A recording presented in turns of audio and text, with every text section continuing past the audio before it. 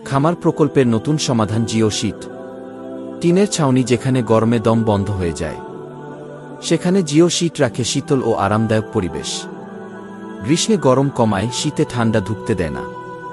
স্থায়িত্ব 15 বছর পর্যন্ত, বারবার বদলাতে হয় না।